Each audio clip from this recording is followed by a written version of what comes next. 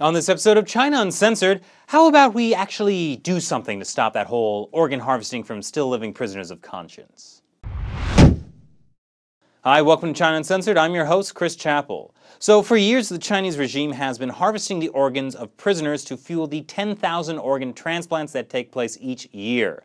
Just this August 16th, in an interview with state-run Global Times, prominent Chinese transplant official Yang Chunhua finally admitted they were doing it without getting consent. Hope you haven't been getting your organs from China, guys. Of course, this crosses the line between ethical medical procedures and crimes against humanity. Wait a minute.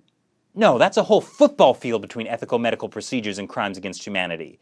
That's because the real issue here is that it's not just convicted prisoners they're doing it to. It's prisoners of conscience, in particular Falun Gong practitioners, House Christians, and Uyghurs. People executed without ever seeing a courtroom, whose only crime is refusing to bow to the Chinese regime's demands to give up their beliefs or way of life.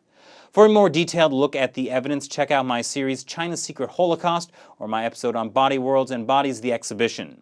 So since this has been going on for years and there's been a pile of evidence around also for years, don't you think it'd be nice if we actually did something about it? You know, maybe told the Chinese regime to knock it off?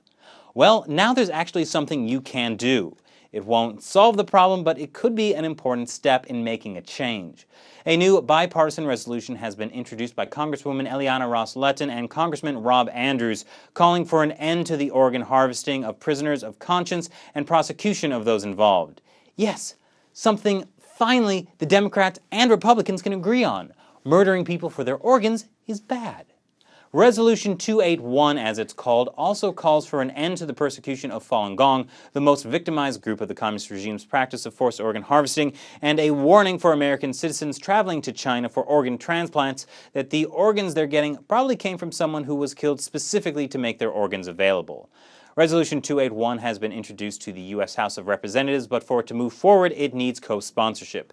In other words, your representatives to the House need to get on board. So this is where you come in. Write to your representatives and ask them to co-sponsor Resolution 281. If you don't know your representative or want a sample letter, you can get more information at www.stoporganharvesting.org. The link to the original resolution is in the comment section below. Remember, evil triumphs when good men do nothing. Thanks for watching. I'll be back again tomorrow with another new episode of China Uncensored. I'm Chris Chappell. See you next time.